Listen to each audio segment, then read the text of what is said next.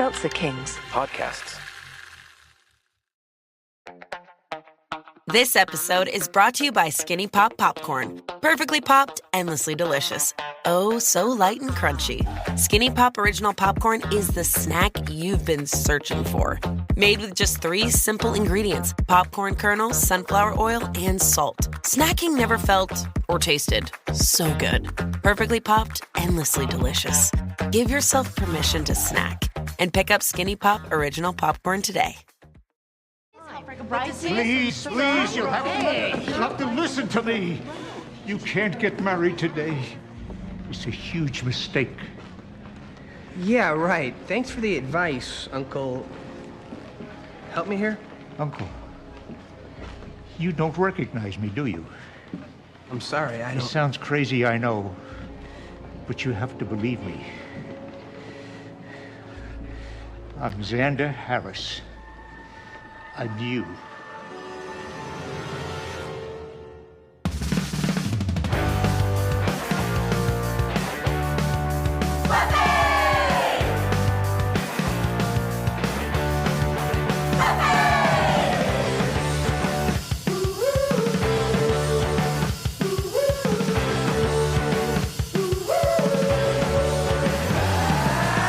Hello, everybody. Welcome to another episode of Boys Watching Buffy. We're just 2 boys watching every episode of Buffy for the first time, giving our review, our reactions. We're your hosts. I am Joe Welke.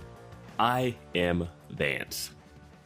And today we're talking Season 6, Episode 16, titled Hell's Bells. Directed by David Solomon, written by Rebecca Rand Kirshner. Original air date March 5th, 2002, to an audience of 5.61 million people. And before we get into the episode, we gotta do a frickin' shout out. Gotta give a warm and happy shout out to Helene K93 for the awesome Apple Podcasts rating and review. Thank you so much, Helene K93. We really appreciate it. If you want to get your very own shout out from Slappy Joe, all you gotta do is do an Apple Podcast 5-star rating and review, Spotify 5-star rating, send it to us somehow, and we'll get you on the pod. So there's that.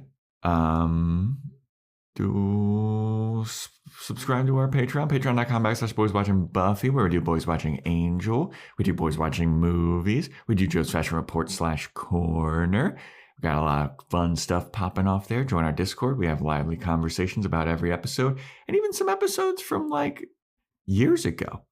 We've been doing this podcast for years now, Vance. Yeah. And speaking of years, Happy New Year, everyone listening to this. Happy New Year. Yay, 2024. Dun, dun,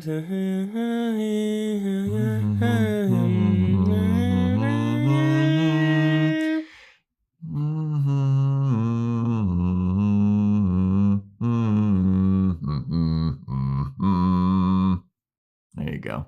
Yep. We'll be the 400th person to wish you a Happy New Year. That's it. No more New Year's, though, after this. After listening to this podcast, you do not have to say it anymore to anybody. Yeah, that's it. Yeah, man. I think that's all the announcements up top. Don't have a lot, not too much fat up top.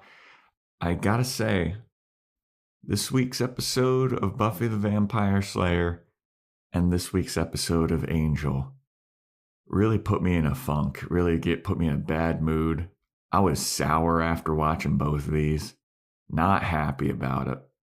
Not because it was bad, like quality, but they're just downer episodes. They end on a downside, but I'm intrigued about what happens next for both of them. Yeah. This is a very intriguing ending of this episode. Leaves you on a cliffhanger. And I'm not sure what is going to happen, but I'm scared.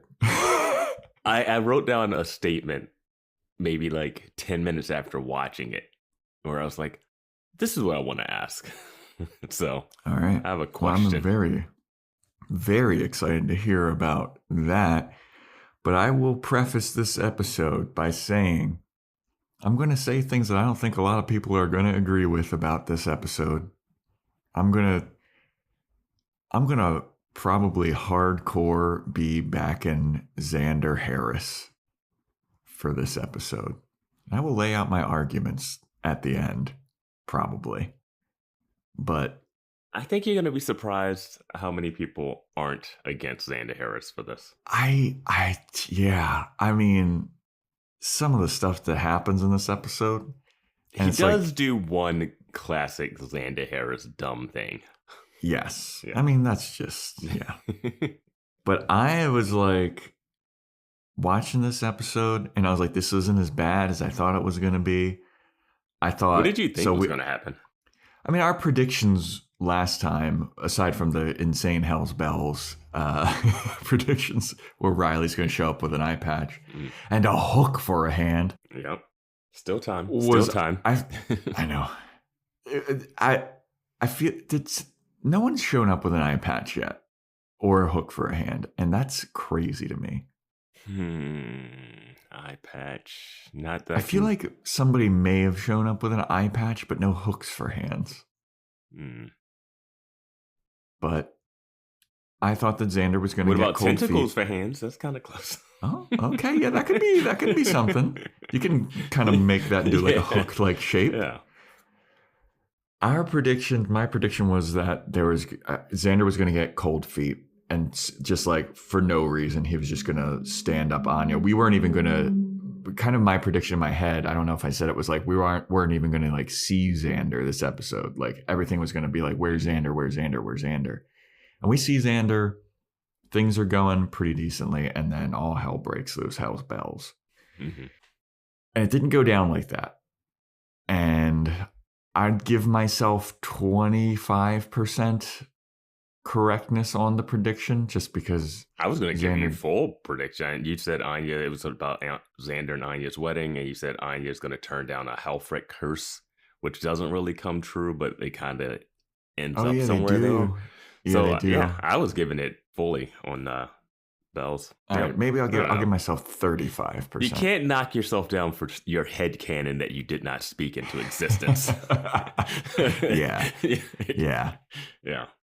But all right, so let's get into the episode.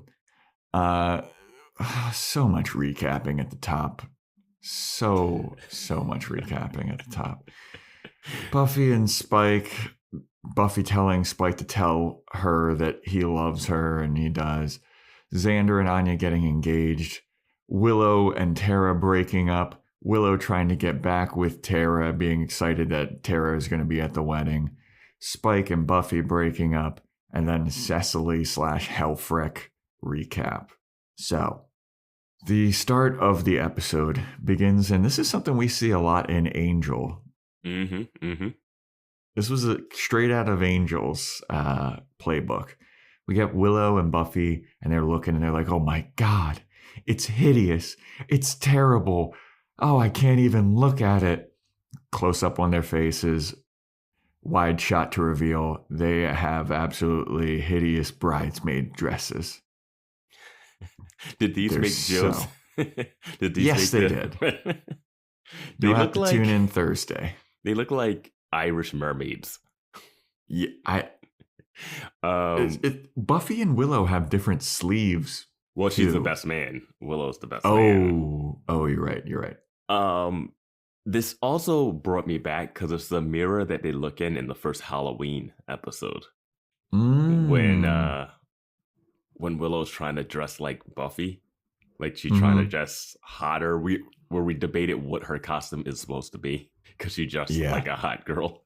Her definition of a hot girl, and it was like, wait, but what are you? Yeah.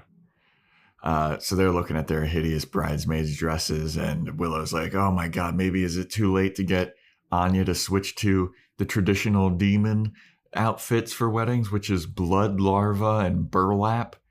And Buffy's like, I mean, it's not that bad. And she's like, I don't know, maybe she could find some really nice larva. I bet she really understands where to do it. And then they're talking about how the rehearsal dinner was terrible because all of, Anya's folk are demons and all of Xander's people are drunk white trash people. And then this. They say that the excuse for why all of Anya's people look the way they do is because they are, quote, circus folk, end quote. What circus is this? This show has jumped the shark with these excuses. Like, it's to hilarity now.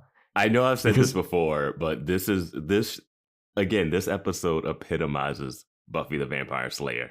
Like serious, heartfelt emotion, and then just random demons at a wedding. Yep. Yep. Just interacting with regular people like it's nothing. And no one batting an eye. And they're not even the scariest person at the wedding. Yeah. They're kind of the good guys. Yeah. Which really brings into question demons as a whole. I know. Like, Buffy's must have killed a couple of good ones. Yeah. But they're talking, and they even reveal, like, there was a guy with tentacles at the rehearsal dinner. I'm like, how the fuck do they explain this? I think that's the guy we see later with the hands. Yeah. But, yeah, like, why would that be? It's just insane. Like, I know that there's circus people with, like, the lady with the beard and the horns and stuff. But, like, this is, like, insanity. When we see who all is at this wedding, it's insanity. I thought it was more insane the other guests. Like, Cecily shows up and she doesn't change her face. Right? She has the ability to do it. We'll talk about her even being invited. Hey, you said you don't think she's coming. I was like, she's going to be there. That's, oh my God. But anyway, they're like, you just don't understand female friendships, Joe. It's not that you're right. I don't. They will hate and still keep their enemy close. I don't think women understand female friendship.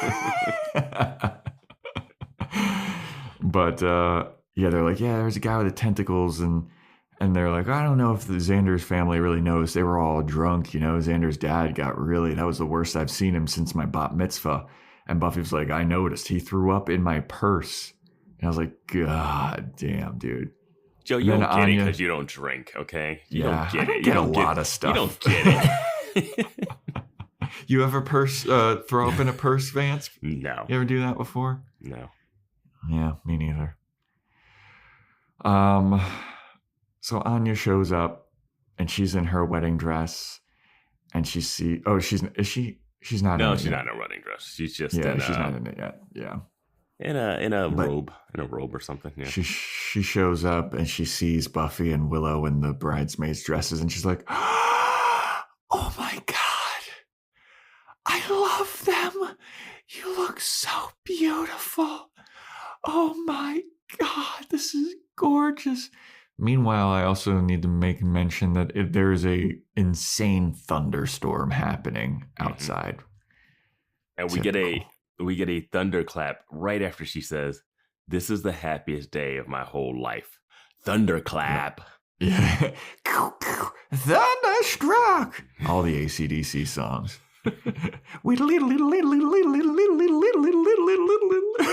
Every guy over 50's ringtone.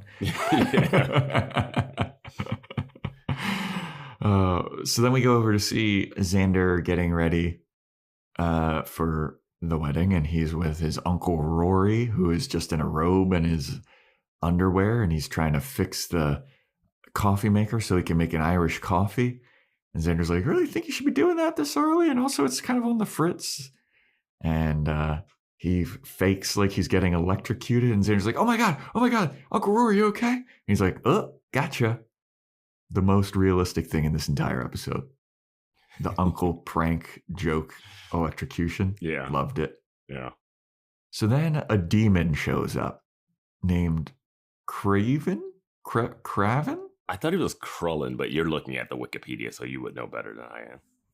Yeah, it's either like Krevlin or Kreven or whatever. I think Krevlin. I'm just going to say Kreven.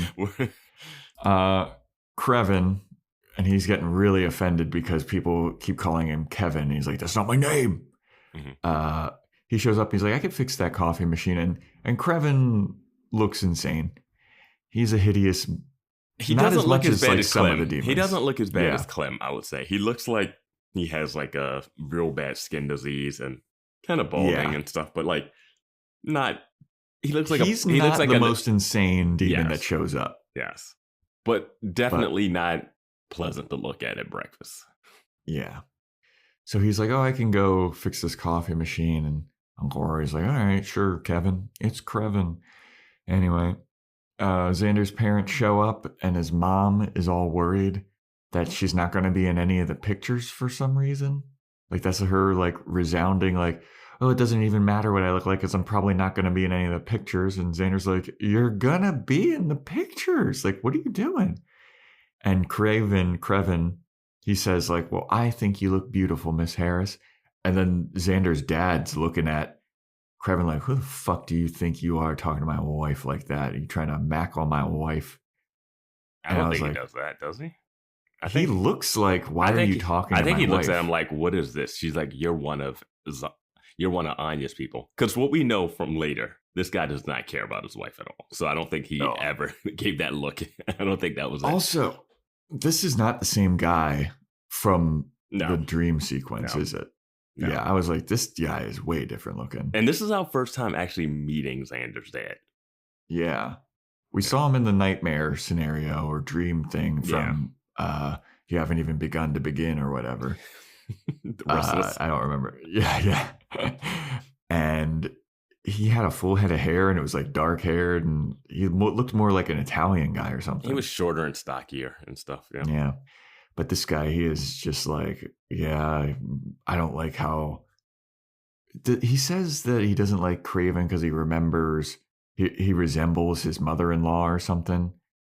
And he hates that he's one of them circus folk.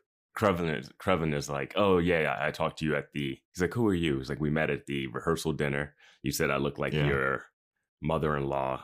And then you took a swing at me or something. Yeah. And he's like, oh, I don't like any of you circus folks or whatever.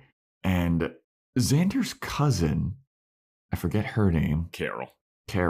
She comes up to Xander. She comes up to Xander and she's talking to him and she's like, hey, so that guy over there, Krevin or whatever his name is he single? Because, if he cleans up his skin a little bit, he seems like kind of a nice guy. I'd like to go out with him. And I was like, this Vance fucking called this when Clem was talking to Sophie. Well, I didn't call this one, but people are down for this. I mean, if Buffy's banging vampires left and right, Willow's hooking up with werewolves, Xander's about to marry an ex-demon, we're in a different world here. So, yeah, dude. Well, Carol is she's a little overweight and she's a single mom. So she's like, my options are not that high. So I don't have a lot. So she's like, do you think he'd date a single mom if he gets a skin condition? And Xander realizes that she has his cufflinks as her earrings. That's what he's been looking for. Yeah. The whole and scene. It's just the chaos of Xander's family. It's just on full display here. Yeah, man. And I was why is the cousin staying there? Why is Krevlin staying there? I'm curious. Yeah, I don't know. Oh, I guess, do they live together now? I guess Anya and Xander and Anya live together. Yeah, they don't. She doesn't have her own place, so that's why. Okay, yeah, that makes sense. Yeah. And Xander takes the cufflinks out of cousin Carol's ears, and he's like, all right, now that I've got the cufflinks, there's nothing on earth that can stop this wedding. Magic. Cut to Main Street, and a man just randomly appears. An old man in a trench coat just appears, and he starts walking in the rain. And you're like, uh-oh. Then we get the intro song. And do the whole song, Joe. You know you want to. Whenever I think... Whenever I think of the intro song now, I just think of our intro song. Bam, de-lam, Buffy! We've got a good fucking intro song. I know. Dude. Shout out to our composer Fritz Myers, man. He made it. He did this, and it's great. He nailed it. Yeah, dude. I love working with him. Yeah, he's the man.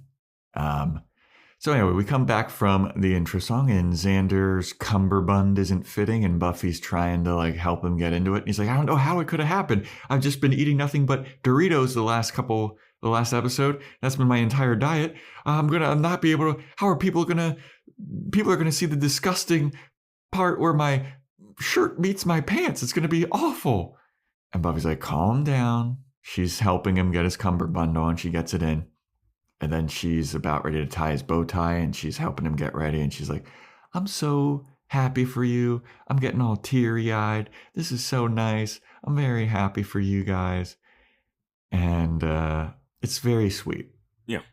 And I called it them eating the chips. I was like, they're not going to fit in their outfits.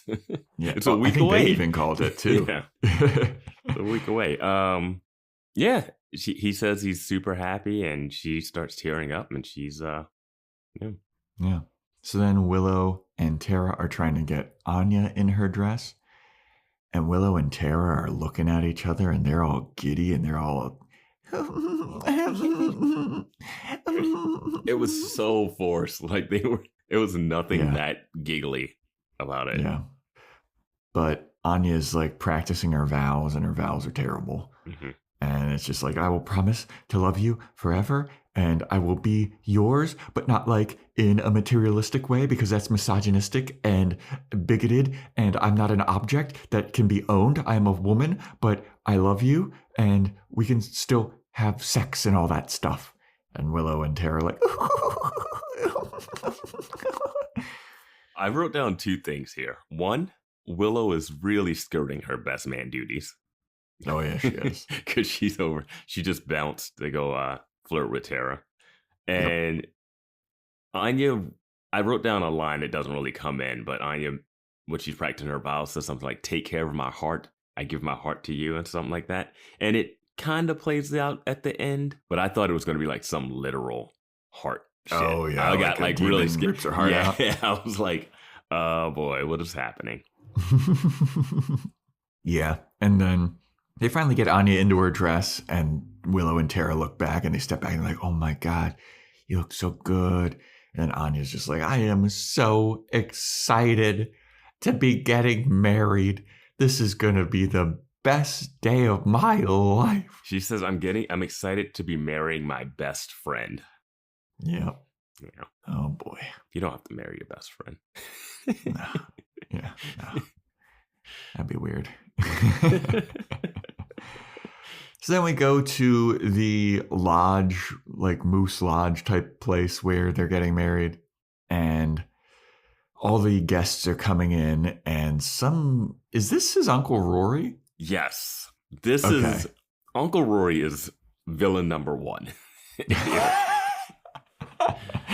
So Uncle Rory shows up, and he just grabs a cater waiter, and he's like, you're my date. And she's like, what? No, I'm not. I'm a waiter here. And he's like, shut up, sweet cheeks. You're my date, and you're going to love it. And every time I make a joke, you're going to laugh. Sound good? Anyway, check out this.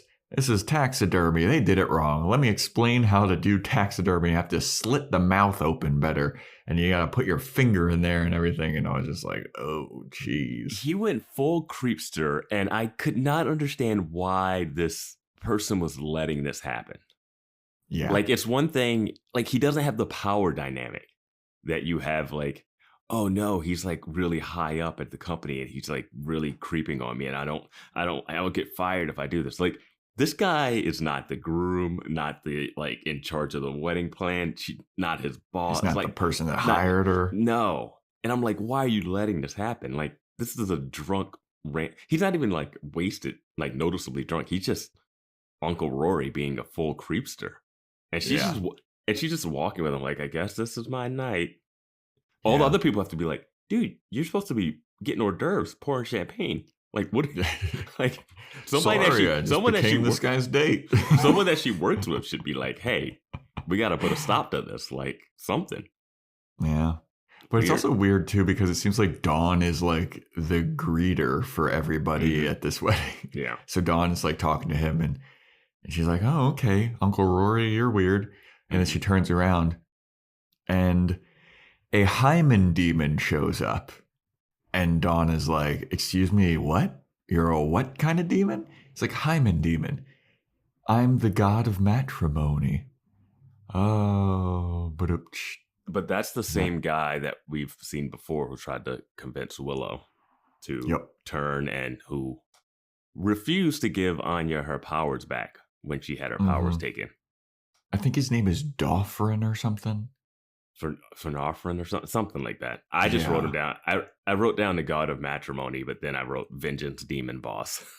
I just kept writing down hymen demon. But it's so weird that he's the god of matrimony, but also can turn people into vengeance demons. I didn't that's when he said the god of matrimony, it stuck with me, and I was like, but that's that guy. Yeah, I thought he was blue when he was talking to Willow. He was in red here. He was in like a black room. It was like that Justice League recolored thing. Like that's a remastered thing, you know? Like it's a remaster issue.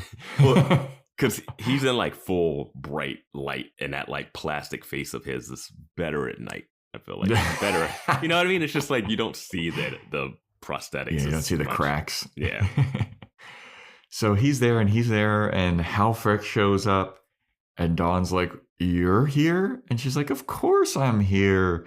You don't need to call me Halfrick either. You can just call me Hallie. We're good now, right? We're friends." And Dawn's like, I guess I don't really like you though, but okay. And then Hyman is like, oh, so where do we put the wedding gifts? And he gives her like this Swiss cheese box where there's like tentacles crawling out of it. And I was just like, dude, what's going on at this wedding, man? This is the most insane fucking thing. You would think that Xander's family would be making fun of Xander more. Right? Like he's marrying this circus freak lady. And I'm a circus freak. Yeah. I guess technically I'm a circus freak. Yeah. These are some freaks, man. So Dawn is carrying this box of tentacles over to the thing, and Halfrek is like standing next to her, and she's like, hey, how's everything going? Is everything okay? Dawn's like, yeah, everything's great. And Halfrek's like, are you sure? Sure there's not any kind of like wish you would like to have granted?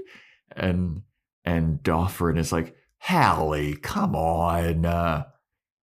Take a day off for once, please. And she's like, okay, I was just saying, it's hard. It's hard. I just wanted to make sure everything's okay. So Hoffman has become a very laid-back demon all of a sudden. Right? Because before, Anya was like, I want my powers back. He's like, you can't have them. He was like, take the day off. It's a wedding. Have a drink. Chill out.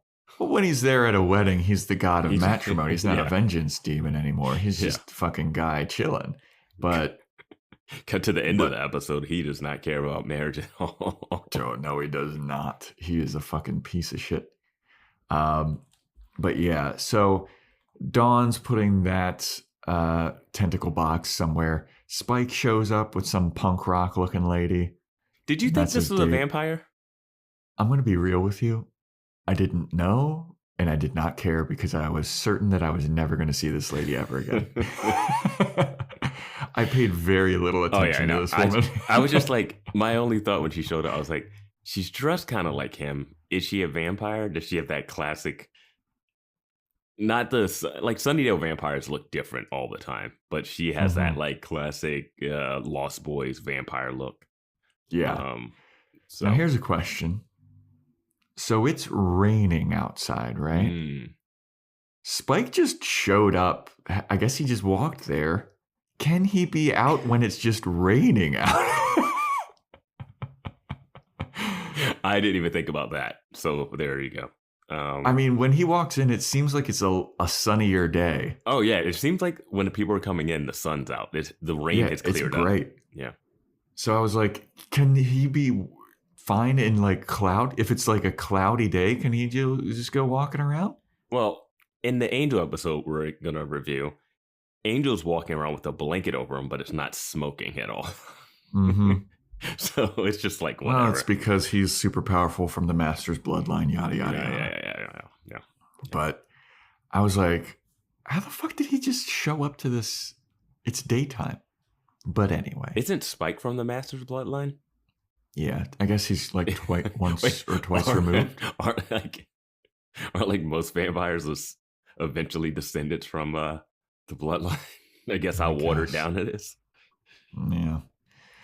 But anyway, we pan around the party, and Clem is there. He's talking to some dude with a tentacle goatee, and they're talking about how talking to Xander's family about how they're gonna instill in Xander's kids their heritage, and they're like, "What heritage? Your circus heritage?" Yeah, because like, yeah, sure. This goes back to when the dad was talking to Krevlin earlier. It's like, "Oh yeah, what is your thing? You're like rich heritage of circus freaks," and they're like, "Hey, they get real defensive about their like circus freak heritage, even though they're fake backstory." Yeah, and like Clem is like kind of covering that up. It's interesting that Clem is invited to this wedding now. Yeah, why would Clem be invited? He was Spike's friend. Yeah, he's Spike's friend. Unless he became friends with Anya during that one day, which it did not seem like she was down to be friends with anybody. Yeah. They didn't like hang out. Xander played poker with him. Maybe, yeah. But I mean, this is just like you called it. Like it's a TV wedding where it's just going to be everyone, every character that you've seen that like shouldn't be there. But it's just like, oh yeah, of course that guy. Fucking Tito's not there. Where's Sophie? Where's Richard? Richard's still like trying to fix himself up. If I'm Richard, I'm still never in the hospital. Richard would really be like, I don't think they're circus freaks. Yeah. I don't think that guy's got a skin condition. I hope Richard comes back as like a weird vigilante that just wants to kill like everybody that's hanging out with like Xander and Buffy. That'd be pretty cool. Yeah. But also like would Cordelia be invited to this wedding? Well, she's on vacation, I guess. But would she be invited? No. It's his ex-girlfriend. You're not inviting your ex that you haven't talked to in like 3 years to your wedding. All right, fair enough. I mean, fucking Clem is there. Yes, but also not to the wedding of the person that created the Wish universe that got you killed. Oh. Come on, dude. No. Yeah. If she was living in Sunnydale, she would have showed up. Yeah, fair enough. So Xander's dad is over at the bar and he's like, give me a drink and make it a double or whatever. And Joe's bar speak. Yeah, I don't know. Yeah, he does ask for a double later. I think this one he's just like, he's just already drunk. Yeah. So then the demon that showed up on Main Street, the weird magic person that just appeared, he shows up at the wedding.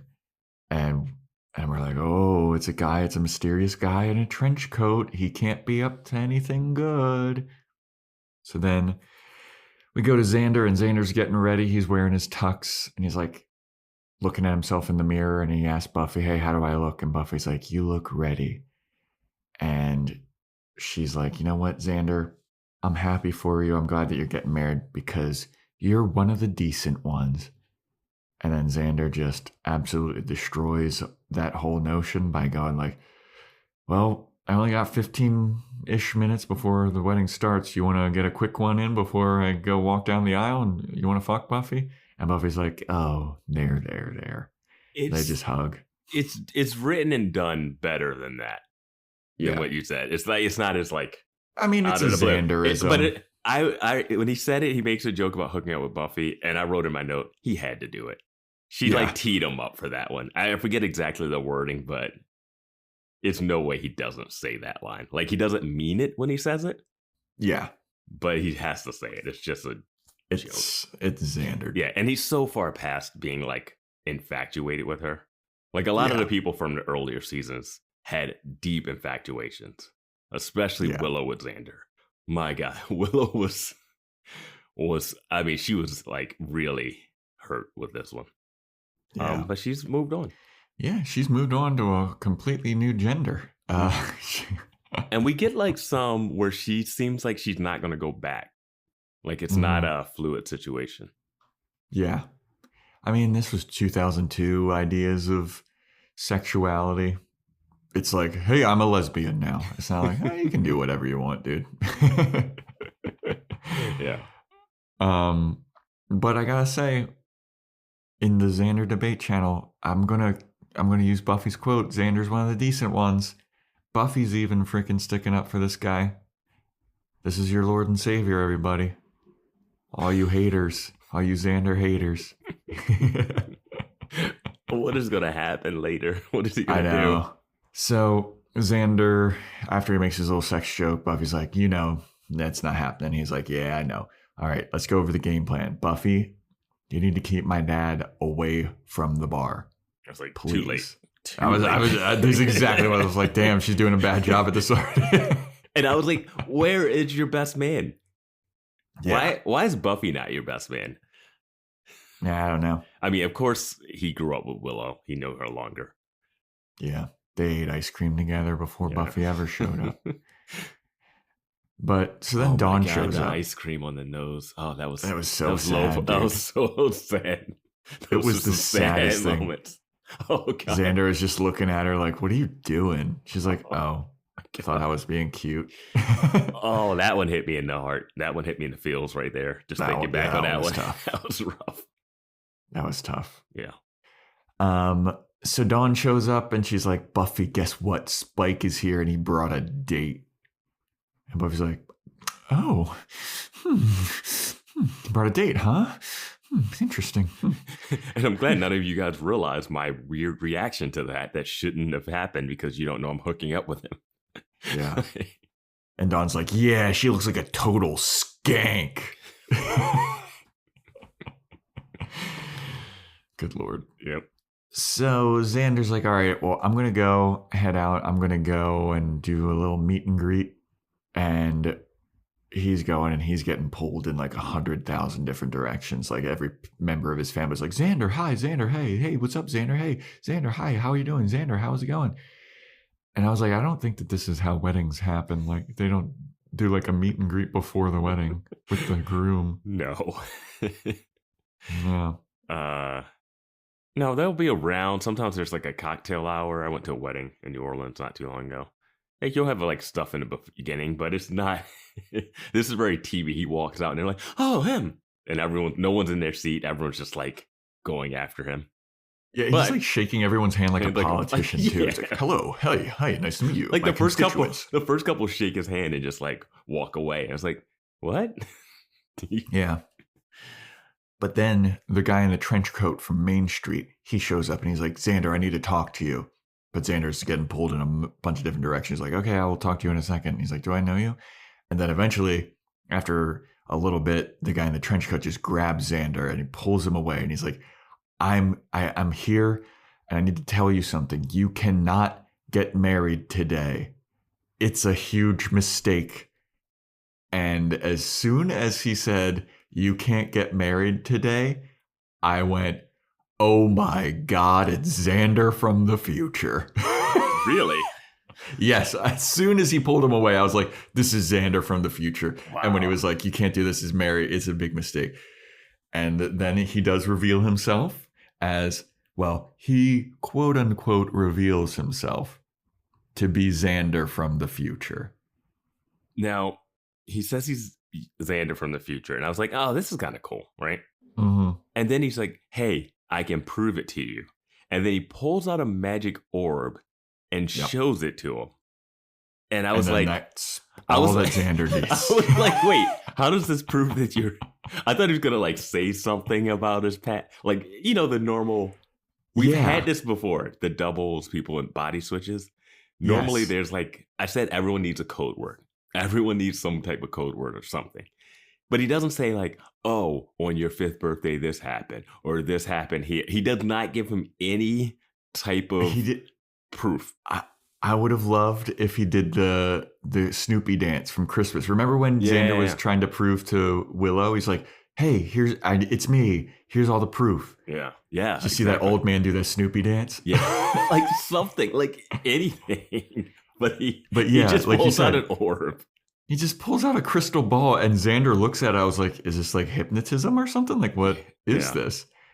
And that's all the proof that Xander needs to like go along with this guy to like hear more. To follow him into a dark room. Yeah, I was like, what is that crystal ball? Like, why is that fucking... What's happening? Anya sells like 30 of those at the magic box. Like, I know. What's he going to pull out next? The fucking slug candle? Yeah. Like, I was like, why is Xander believing this guy? Because at first Xander really doesn't believe him. He's like, oh yeah, sure, me from the future. Right. How did you get in here? Who the fuck are you? Mm-hmm. And he's like, no, I'll prove it. Crystal ball. And Xander's like, oh my God, this guy's fucking legit. Yeah, I was like, what is this? Yeah. But that's my dumb Xander moment of the episode. Just it was really fucking stupid. Yeah. No follow-up questions.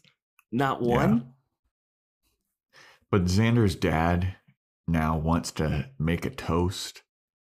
And Xander's dad is just making the most rude toast of all time. And he's like, this is a toast for love. And I'm going to toast my wife. She's everything to me, and I've been married to her for 40 years. And you get a close-up shot of his wife, and she's looking like, oh my God, this is really sweet. And he's like, and she's the reason why I drink so much. And the lady's like, oh man, this sucks. And then Clem is talking to like the goatee guy, and he's like, I fucking hate this guy. Yeah. And he just continues on with his rude toast. I don't exactly know or remember what he was saying, but like, I mean, he almost gets into a fight with a demon, and then Buffy pulls him away, and she's like, shut up, shut up, shut up, shut up. And then he starts being sexually aggressive towards Buffy, and we're just like, God damn, don't invite this guy. Yeah, I didn't even think that he would be invited because we hadn't seen him. He hadn't talked about his parents. He just avoided them. Like, I think that's what they're hinting at with the mom being like, I won't be in pictures. And the mom is getting ripped apart here in this like toast. But it's one of those things where they're both bad people. Like the dad is an awful drunk, and then the mom is also weirdly awful in her own way too. They don't show much of it, but like later there's a scene where she's with the dad who's getting drunk, and they're like ragging on Anya. And I mean, it's not even just that like the dad is drunk. He's just like a bad drunk guy, even before he's drunk. Yeah. Well, I think he's always drunk. Yeah, fair enough. Yeah. But like, goddamn. And like just before that goatee tentacle guy is about to take a swing at Xander's dad, Buffy like pulls him away. Mm-hmm. And then he's like, all right, my hostility is done. Like he doesn't like chase after her. But he starts hitting on Buffy. Yeah, when the dad starts hitting on Buffy out, he's like, oh, that's a nice dress. Well, let me see what's underneath. And Buffy's like, ha ha ha ha, Mr. Harris, you're such a card. I'm like, dude, Buffy would just... Well, then he starts to say something else, and she's like, don't finish that sentence unless you... Like, oh, yeah. She's going to knock him out. I was like, why don't you just knock him out? Yeah. Just hit him. She makes like a threat that she's like going to chop his dick off or something, right? No. I don't think... I'm pretty sure that she does. I don't know if it's below the belt, but she makes a threat when he starts to say something else at the end. Yeah. And it's so funny because she's so tiny. She's tiny. So small, dude. And again, like not even just short, like frame. Yeah. Such a small person. Yeah.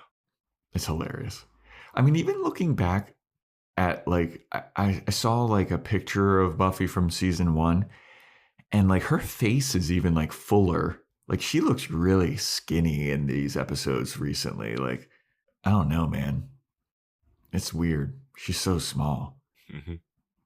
But anyway, so then we go to Xander from the future showing Xander the crystal ball in this back room. He's like, I'm not you from the future. I'm your priest from the childhood, and I'm coming back to take my reward.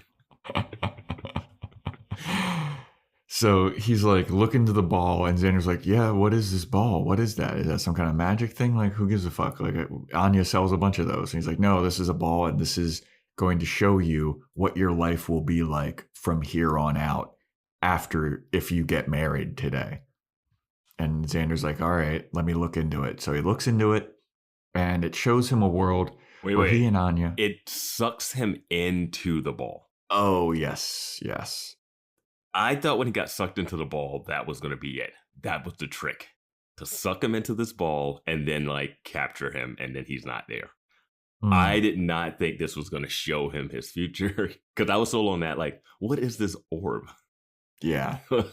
So when he gets sucked into it, I did not think that he was coming back without them having to, like, crush the orb or something. Yeah. So he gets sucked into the ball, and he's looking at the visions of his future. And the first vision that he sees is he and Anya, they're married. They're still relatively young, maybe like in their 30s, 40s or something. They've got 2 kids. They have kind of just a mundane looking life. Xander's sitting on the couch drinking a beer, watching football. And Anya shows up in a lovely pink outfit, lovely pink suit. And she's like, all right, I'm going to work. And Xander's like, you're going to work? I thought that you had off today. I didn't think that you had to work today. And she's like, well, somebody has to work in this house because you can't work because you hurt your back and your back is shot because you were out helping stupid Buffy fight demons. And Xander's like, you know that I had to do that. And if I didn't fight demons, like I needed to help her and all this shit. And it seems like he's talking and it's like Buffy has died in this world. Yeah, she says, well, that didn't save her. Like Buffy's dead again. Yeah. So it's like, all right, let's just bring her back a third time. My thoughts here, one, it sounded like Xander was talking with like a drunk Boston accent for like a little bit of this scene. And then also, we know what Xander's job was. He's like the foreman now. Like he's actually running the crew. His sore back, he could still work. You don't have to do a lot of the lifting at that stage. You're more of a managerial position. But I get the point that they want to make. Yeah. And I love that she's like, I gotta go to work. I was like, Anya loved going to work. It's her whole reason to live. Yeah, she loves capitalism. Yeah. But yeah, Anya's like blaming Buffy. She's like, she's dead and she ruined our lives. And then she leaves and Xander screams that he hopes that Anya crashes her little pink car. Yeah. And I was like, Anya totally would have a little pink car. She's like a Barbie doll in this. Yeah. So then they go to the next vision, which is the whole family out to dinner. They're a little bit older now. The kids are teenagers. Xander and Anya. Well, it's only Anya that's like aging in these visions. Yeah. Xander's still in his like wedding tuxedo. Which is a really interesting way to do this, is to show her getting older and Xander's still the same age. Even the kids are aging up too, I feel like. Yeah. So the kids are at the dinner. One of them has like demon ears and the other one doesn't. And the boy is the one that doesn't have demon ears. And he's like bullying the girl who has the demon ears about her demon ears. And she's like, he's still making fun of me. And Xander is just like at his wit's end. And he's like, I can't fucking take it anymore. And then the daughter just starts screaming that she hates Xander. And she says that that Xander doesn't love her because he's not even her father. Yeah, like he's not her real dad or something. Yeah. So it's like, and I was like, so what is this? And then later in the next scene, they like stated that Anya had an affair. Yeah. But the daughter wishes Xander would die. And then the next vision is Xander and Anya as old people. And Xander's kind of just like, maybe Anya, maybe you should just leave. And they start to talk about how like they haven't had sex. They can't even come near Anya after Buffy died. And Xander's like, don't bring Buffy up. Don't bring her into this. And goes to hit her with a cast iron frying pan. And then they cuts there. Yeah. And we don't see him like come out of the orb at that point. It just cuts back to him, I thought right? that it was like his consciousness went into the orb. I didn't think his whole body went into the orb. It looked like physically like his whole character went in. Maybe I missed that when I was typing notes. Yeah. But yeah, Anya's talking about like, yeah, I've hated myself for 30 years and I hate you and you're a terrible husband. And then Xander with that frying pan, and he's just like, shut up. And then it cuts right as he about to smack Anya in the fucking head with the frying pan. And then it comes back and Xander's like, what the fuck was that? What did you show me? Is she okay? What happened? What happened there? And Xander from the future's like, don't worry about it. And Xander's like, no. What happened? Is she okay? Like, you really want to see the ending to that mission there, Xander? He's like, okay, so how long do I stay in prison after this? Do I bury the body? Do I still have skills? Did the cops find it in the river? Like, you don't want to watch the markings of suicide. Yeah. Oh yeah, this is another suicide, another river suicide. But Xander from the future is just like, don't worry about it. But all I need to tell you is you can't marry Anya today. You can't do it. It's a huge mistake. And Xander's like, but I'm fucking getting married. And like, this will destroy Anya. Like, this will hurt her so bad. And then Xander from the future is like, it's better for her to hurt today than to have a whole future where you're both in misery. This you leaving the wedding right now will hurt less than this 30-year marriage or whatever before you smack her in the face with a frying pan. And future Xander says, sometimes two people, all they bring each other is pain. Mm-hmm. It's an interesting thing to think about. Would future Xander do this? Would he come back to the past and tell himself not to get married? As opposed to like I understand the point of every single one of these flashbacks to hit what happens at the end home. But I wonder if he would be like, hey, maybe don't do this thing. Like, it doesn't go in the back and go like, hey, don't hurt your back trying to save Buffy or something. It's like, no, the wedding day was a bad thing. Yeah. When we saw the vision of Xander hitting Anya with the frying pan, and then I started to be like, so wait, is future Xander in prison and he found some way to like come back in time? Like, how did he do that from prison? How did he figure that out with his bad back? Yeah. If you can swing a frying pan like that, you can go to a construction site. Oh, yeah. Oh, yeah, you can. But that's neither here nor there. Mm-hmm. Don't think about it too seriously, everybody. Us nitpicking and having fun with the show you all love and admire and endear and love and love and love.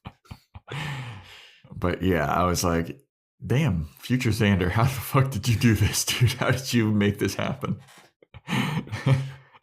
Because at this point I was still like, man, this is Xander from the future. Holy shit.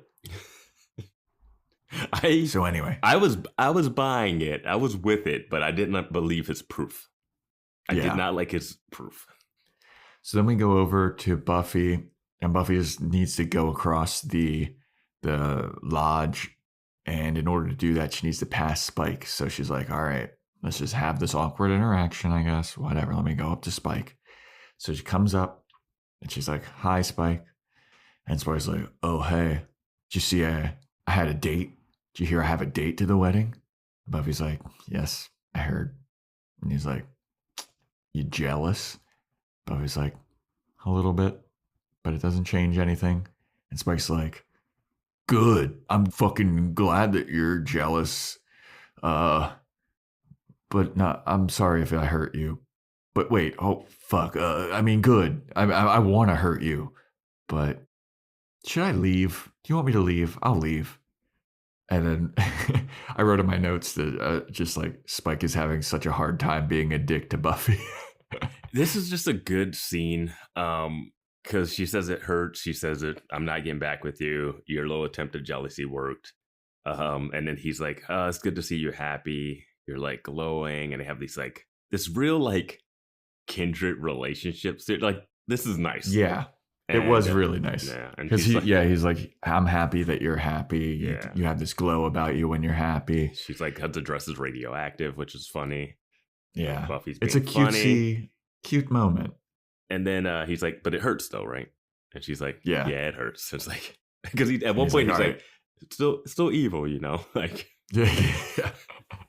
I just wrote, great scene, good chemistry. Like, Yes. They have more chemistry in this like 1.5 minute scene than Riley and Buffy had in a season and a half of him being in the show. Yeah. I don't know. Like, this was so beautiful. Yeah. And like Spike, when he's like, you know what? I think I'm going to leave. And then Buffy's like, okay, I mean, you don't have to leave. And he's like, no, I think I'm going. I'm sorry. I mean, good. And then, yeah, when he's walking away and he turns back to her, he goes, but it did hurt though, right? Yeah. And Buffy's like, yeah. And he's like, all right. It's just like two really good actors doing their thing. And with the writing and everything just comes together perfectly. Yeah. Well, it was also like, it's such a double entendre with Buffy telling him that it hurts, because it's like, it does hurt her. Mm-hmm. And she knows him hearing that will make him feel better. So she's also comforting him. And it's just this like beautiful, caring scene of two, I don't want to say lovers or ex-lovers, but like they understand what's going on. Mm-hmm. Spike understands like this wasn't going to last and it's over. And Buffy knows it's over, but she still wants good things for Spike. Like, it was just like so good, man. Yeah, and when this show's hitting, it hits on that. Like, even last episode with Xander in the bathroom with Anya and them coming to like a good middle ground about how the wedding and like marriage and rest of a life. And it's like, oh, that's a sweet thing. Well, we got like demons fighting in the living room or whatever. Yeah. Like with drunks. It's like the show can pull off these emotional moments within the chaos of the show. Exactly. And yeah. And this episode has a lot of really great emotional moments. Mm-hmm, mm-hmm. Especially like this one. Like, I really enjoyed this one. It was like a bittersweet type of deal and just fantastic. Mm-hmm. Yep. So Spike leaves and he's like, he grabs his like punk rock lady. He's like, let's fucking piss off. This place sucks. He's like putting on his hard front again. And then that's when I was like, oh God, abusive boyfriend Spike is back. Run, lady, run. So then we go to Xander, who's in like the boiler room, like kitchen type deal of this lodge. And he's sitting there and he's got a lot on his mind because he just saw all these future visions where he's a abusive boy or a husband and he has an abusive wife and they're just like in this horrible, toxic, miserable relationship. And he's like, what do I do? What do I do? And Willow shows up. Finally, like, best man. Right, dude? Worst best man ever. You know what? Fuck the Scoobies. Are you done flirting with Tara all day? Like, I know. God damn. Selfish prick. But she shows up and she's like, oh my God, Xander. Can't believe you're getting married.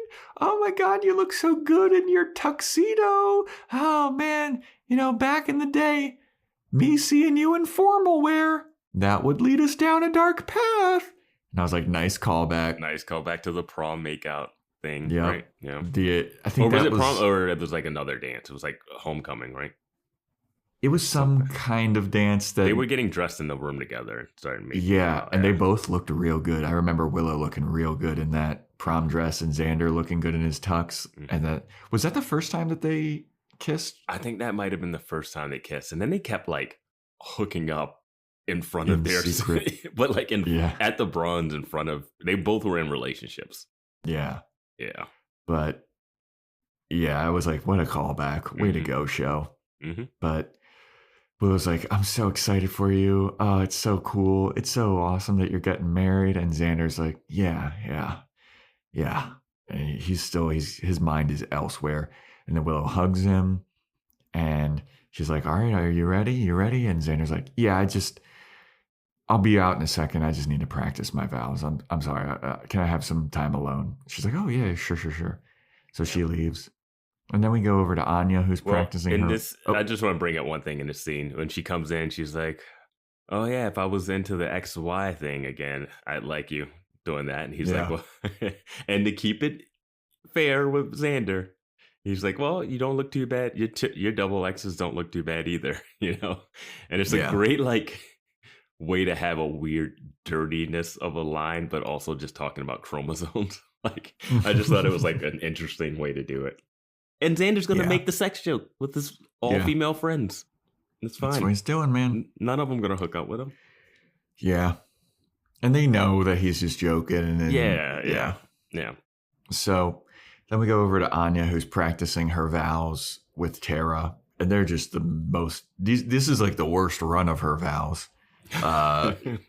She's been practicing her vows the whole episode. And like it's been getting progressively worse and worse and worse. And this one she's talking about like, and I will have sex with you whenever I want. But when I do want it, I'll be your little sex poodle. And Tara's looking at her like, what the fuck? You can't say sex poodle in your vows. Yeah. And Anya's like, I can't? I don't get this. Yeah, I don't understand your freaking mortal wedding shit. My boss is the god of matrimony. Yeah, and she's also like, I just want to see Xander. I want to see him so bad. And people are like, you can't. It's bad luck before the wedding. And that's when she's like, oh, I don't get your customs or whatever. Mm-hmm. So anyway, we go back out into the lodge and the music. They have like a string quartet and they start playing because the wedding is getting ramped up to getting ready to be started. It's beginning to begin. And Buffy shows up to tell Anya like, hey, Anya, wedding's getting started. And Willow then shows up to tell Buffy wedding cannot start because Xander has disappeared. We can't find him anywhere. And they're like, what? He's disappeared? Like gone? And Willow's like, yeah, can't find him anywhere. I'm going to go look for him. Buffy, you need to stall this wedding. I need to tell Anya there's a delay. And you need to make sure that everybody understands there's a delay. And Buffy's not the best for this job. Buffy is one of the worst liars in the show for someone who's needed to lie her whole Slayer career. Mm-hmm. She also is not one to chase after things, so she's definitely not even going to chase after Xander, so that she's not going to find him. Yep. And I was just thinking about, you brought up earlier, like Spike, how did he get there in the sun? When he leaves with his girlfriend or his date, don't they just walk out into the sun? Yep. Okay. When they leave when they arrive and when they leave, the sun, it's so bright. Yeah. They just walk right outside. There's sunshine just like radiating into this lodge, dude. he forgot that the sun hurts him. He's like, oh, the chip must be helping. It's as long as the sun's behind a cloud, like I'm fine. Yeah. Outside is just all alley. It's all alley. Yeah.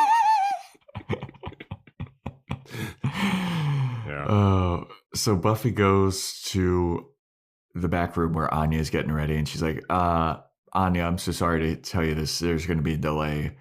And Anya's like, what? There's going to be a delay? And Buffy says that the minister who's going to be performing the wedding had to perform an emergency C-section. And I wrote in my notes, Buffy is the worst liar.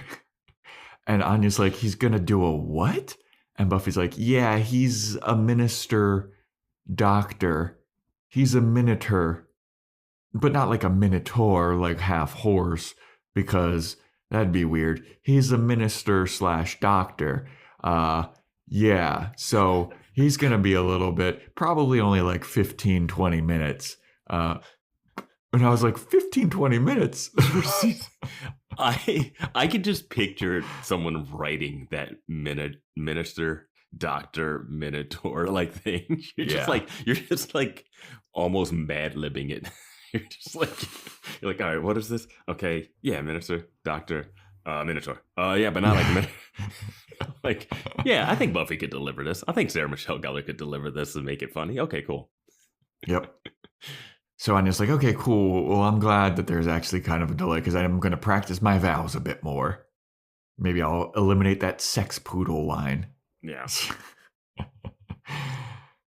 But I was just like, Anya bought this. She really doesn't know anything about the human world. I don't know where babies come from. Good Lord. So then we cut to Xander. And Xander is just wandering the streets alone in a tuxedo in the rain while Anya is doing a voiceover and practicing her vows. And the vows now are very, very sweet. And she's talking about like, I didn't know love before. I was a different person before I met you, but you taught me how to love, and I finally get it now. Mm-hmm. And there's some line about love is hurt and sadness, and it's like, I finally get what love is. It's like, I mean, they did a good job of like building up to this thing and then using that VO for sad Xander rain walk. Yeah. And boy, oh boy, what's it called when it's raining, when it's thunderstorming? Is it like devil's beating his wife or one of those weird things? Have you ever heard that before? No. Why would the devil be beating his wife in heaven? Like the sky? Like, dude, I'm telling you, that's a phrase. The devil's beating his wife is when it's a thunderstorm, when it's sunny out. Did you grow up in Xander's household? Maybe this is like one of those weird Southern things that, like, I don't know. Maryland isn't the South, okay. but in the Southern United States, a sun shower is said to occur when the devil is beating his wife. A regional variation from Tennessee is the devil is kissing his wife. Sun there shower. You go. That's when the sun is out and it's raining. And it's raining, yeah. Huh. I've never. Okay, I knew. I was like, that's definitely. I'm not crazy. The expression. We have so many listeners in Texas; they'll back me up. This says it's from Tennessee, but the expression comes from Greco-Roman mythology story where Zeus, i.e., the devil for the Christians. Okay, Zeus. What? Really? Crafts I thought he was statue. like head god. Yeah. And then along came Zeus. He hurled his thunderbolts. He's like. Is that from the Hercules movie? I dude. Honestly, that don't song remember. Fucking rules. You talk about that movie so much, I don't remember much about it except for Jason That Alexander. movie's so good. The muses.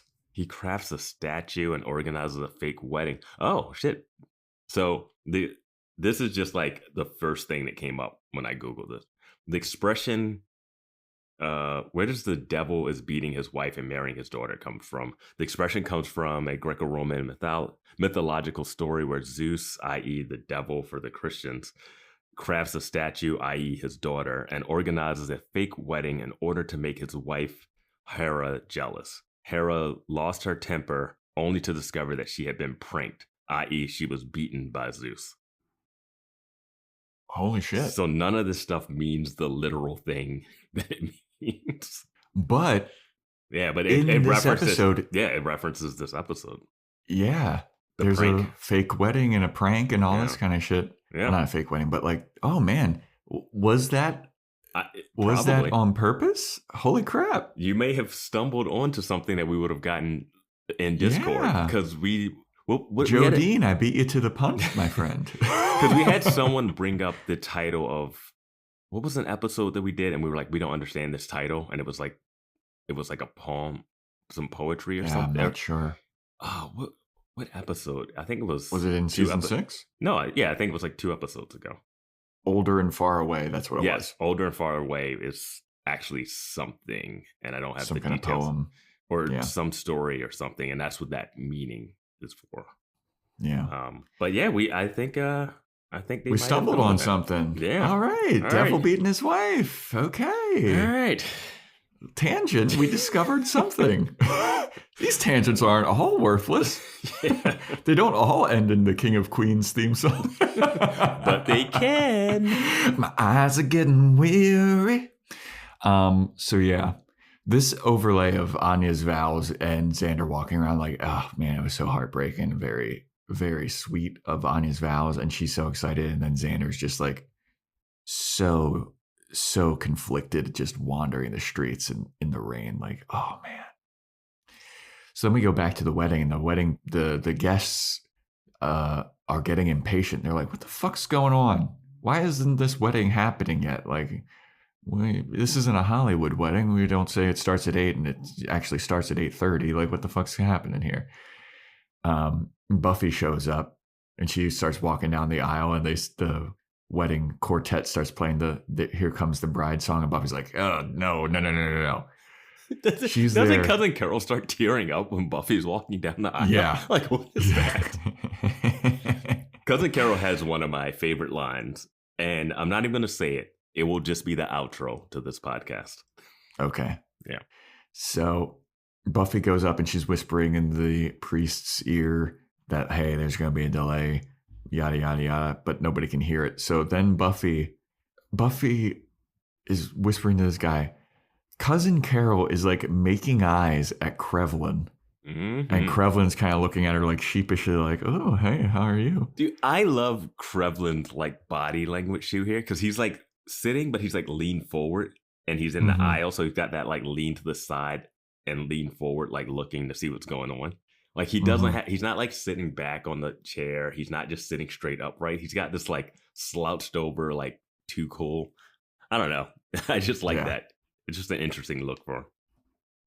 So then Xander's dad gets up to leave, and he's like, oh, this is taking too long. I knew these motherfuckers. I'm not sticking around for this bullshit. I was like, Jesus Christ, this guy is the fucking worst. So then we go to the back, and Anya's getting pissed about the delay. She's like, what the fuck was that minister thinking doing a C-section on my special day? Like, I mean, I hope the baby survives and all this stuff. I hope it's a good C-section, but like, isn't it a little selfish of him? Is this a little unprofessional for him to be doing this on my special day? And then we have Xander's dad just getting drunk at the bar. Xander's mom is like, this wedding is a whole disaster. The whole wedding party is getting impatient now. Halfrek's getting pissed. She's like, I knew that this motherfucker, this Xander, I knew that men are terrible. Well, Xander's parents are like, oh, I knew Anya and her wouldn't go. Like, they don't think it's Xander's fault. They think it's Anya's fault. Yeah. Yeah. And then Xander's cousin tells Buffy, she's like, hey, you got to go do something. You got to do something, Buffy. I was like, why does Buffy got to do something? Because so then Buffy, her name's on the show. They know it. Yeah, fair enough. They all have to know she's a slayer, though, right? They're demons. I have no idea. I don't know who knows what. Some of the vampires know that she's a demon or a vampire slayer. Yeah. The initiative didn't know that she was a slayer, but now whatever thing that Riley's in now, they know all about the slayer. Like, I don't know who knows what. He teaches classes about the slayer. This is what she likes in the bedroom. This is how she fights. But so Buffy goes up to the front of the stage and she just starts doing crowd work. So is anybody here from out of town? It's just like, no. I know we're not there yet, but when she starts juggling with Krevlin, I lost it, dude. Yeah. And she can juggle. She's doing like charades. Yeah, the charades. It is this is a fun wedding now, all of a sudden. Oh yeah. So Dawn's outside. And Dawn is flirting with a demon teenager, it looks like. They're getting along that has pretty well. Like, clearly horns, like these curled horns. Cool look. Oh, yeah. Yeah. He's a cool-looking demon guy. Mm-hmm, yeah. Too bad Buffy's probably going to have to kill him in like an episode or two. Yeah. I didn't like it when you were dating like a vampire. I'm really not going to like the horns guy. But yeah, now Buffy's playing charades and Tara is in the back trying to calm Anya down, who is like, no, you know what? Fuck this. I'm going in to the room and I'm going to see what the hell's going on. Buffy and Krevlin are juggling. Then Dawn tells that Dawn and the demon are like walking back into the lodge. And she's like, yep, don't tell anyone this. But apparently Xander's missing. And she says this right as Anya's walking by. Mm-hmm. And Anya turns around and she's like, what? Xander's missing? Xander's missing. No, this can't be. Did somebody kidnap him? What's going on? And she's freaking out. The Harris family and the demons start chirping at each other. Well, Uncle Roy says, oh, this is a prank. This is just a joke. Oh, yeah. He goes like, oh, Xander's playing a joke. And then that's when the tentacle guy's like, hey, I'm tired of the Harris family and their jokes. I was like, yeah, the feud. Yep. And then they all start fighting. A brawl ensues. A Donnybrook. And Buffy's just watching this. I know. She's just on stage watching like this war happening. Yeah. Like this is an all-out melee. And I wrote in my notes. I wrote, no important characters are involved, of course. Yeah. And this was what I highlighted. Until Tara just stumbling through, not getting hit with anything, just spinning around. And freaking out like, oh my God, I'm in the middle of this. And then Willow has to pull her out of this. Mm-hmm. Tara, you have been to battle before. This is light work for Scooby. Why are you... I gotta say... like, oh my God, a damsel in distress all of a sudden. Dude, she looks so stupid. Yeah. Like flailing around in there and spinning like, oh, like just so dumb. You've been in fights before. You fought the biker gang that almost destroyed the town. Like, you know how to handle yourself. You hang out with Scoobies. This is easy to traverse. You should just be like ducking, moving out of the way. Shooting fireballs. Right. But yeah, Willow has to come in and save her damsel in distress. Oh, my hero. And Anya's like wandering around. She just keeps asking, where's Xander? Where's Xander? You know where Xander is. And eventually Xander's cousin points at Xander from the future. And she goes, I don't know where he is, but right before he disappeared, he was talking to that guy in the back room. And I was like, bullshit. No way that you saw this. No way that you could have put together that they were talking. You didn't even know he disappeared until like 2 seconds ago. How the fuck what? And also, did you not say who was that guy? Did you guys not introduce yourselves to be like, who do you know? Yeah, what side do we seat you on? You know? Yeah. And you just which also smirking. I was looking at that and it's a little bit of a mix, right? There's a mix. They usually have like the groom side is this side, the bride side's that side. But like they have demons on Xander's side. They had normal people on Anya's side or the demon side. The demons are normal people. Oh, sorry to all my demons listening. We got like 5% demon listeners. We got a big demon audience. Yeah. Sorry.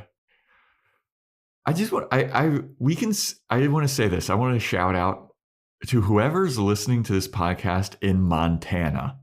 I saw that we have like one listener in Montana. We got listeners in all 50 states, Vance. And all 6 countries. Yeah. So I wanted to shout out Montana. If you're listening to this in Montana, fuck yeah, dude. Thank you. Right. But anyway, so Anya goes up to Xander from the future and she's like, what's going on? What did you say to Xander? Why is he missing? And the guy is like, you deserve this. This is what you get. And Anya's like, do I know you?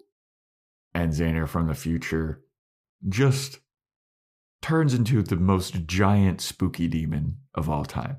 Yeah. They do a good job with the like wording to keep it like future Xander, because it's like, oh, you haven't changed a bit, have you? Yeah. And then he starts to walk away and she's like, Xander, what did you do with him? Like at first you think, oh, she recognized him as Xander when she goes for him, and you're like, oh, how does she recognize him? And she's just saying his name.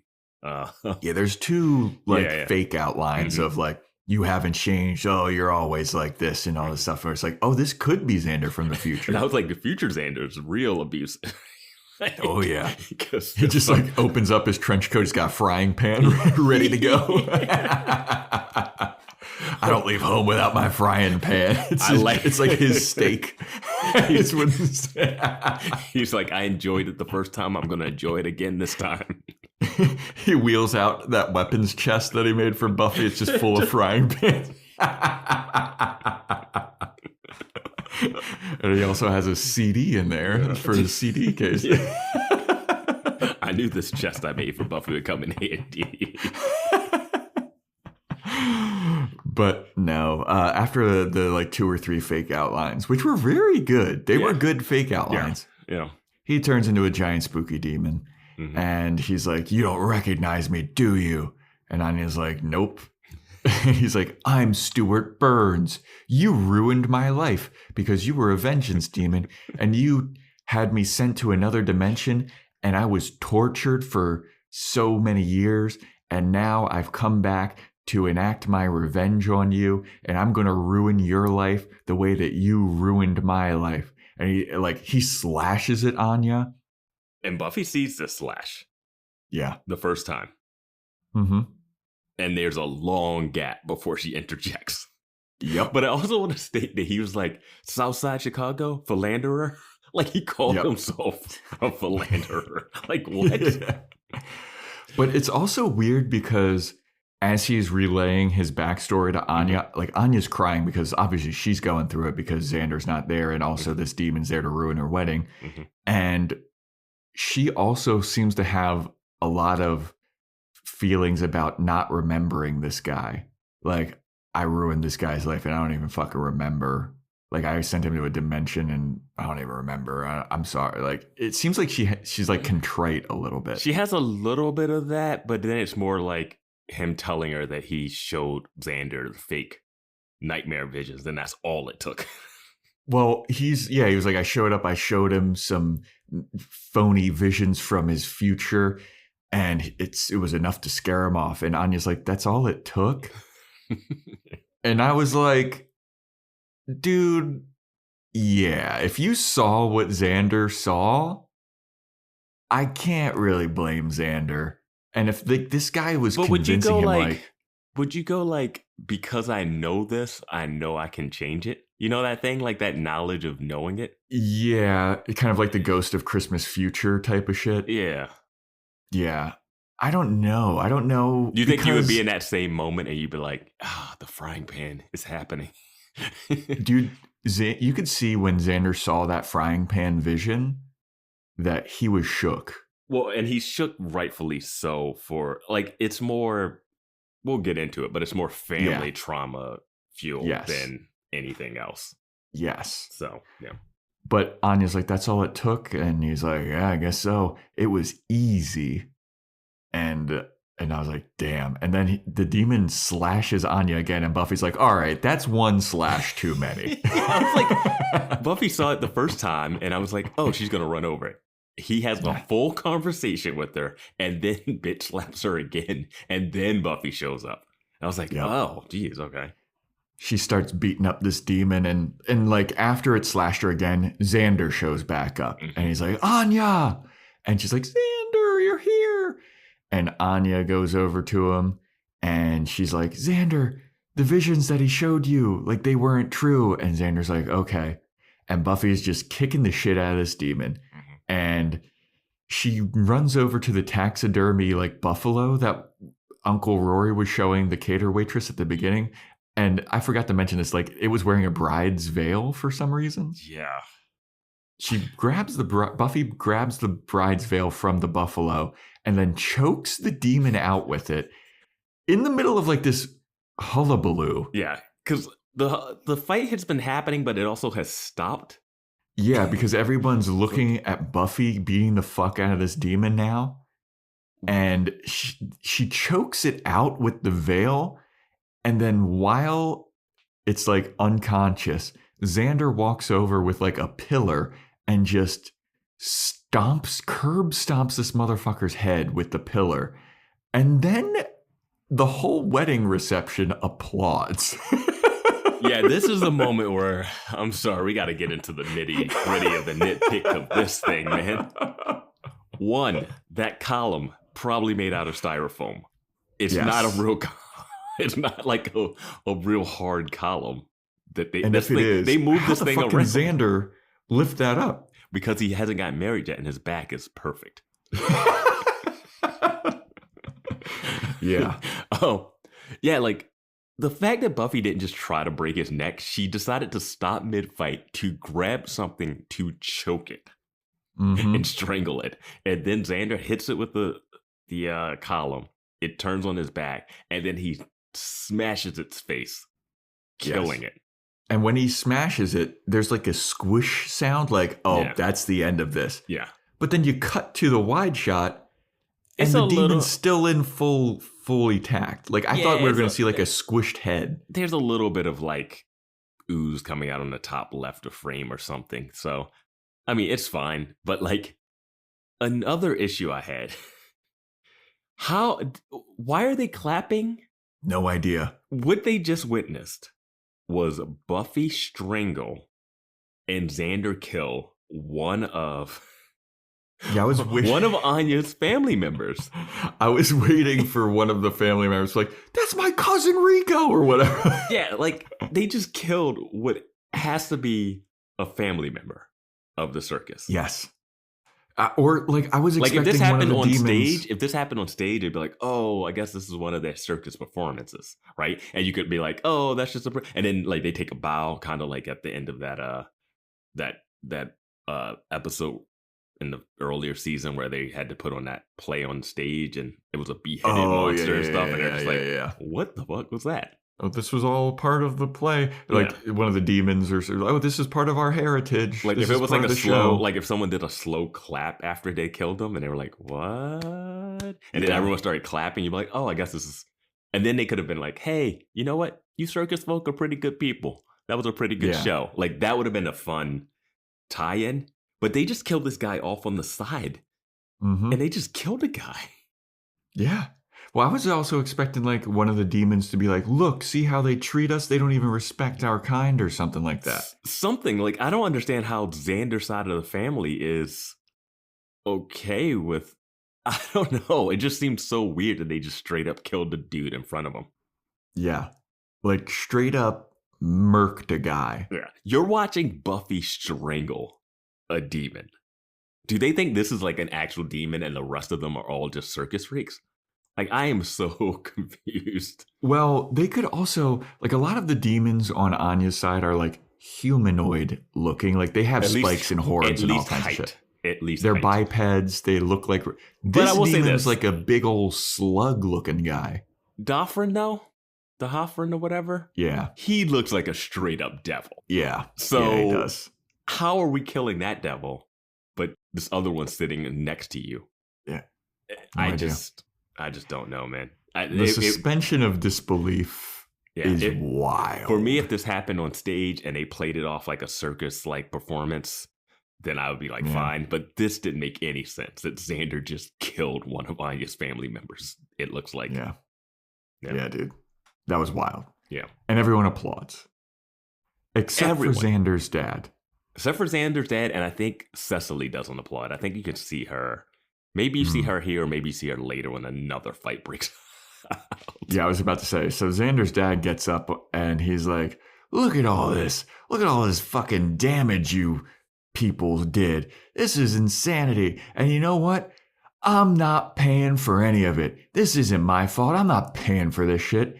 And another fight breaks out. What damages have been done? They're like folding chairs that have been knocked over.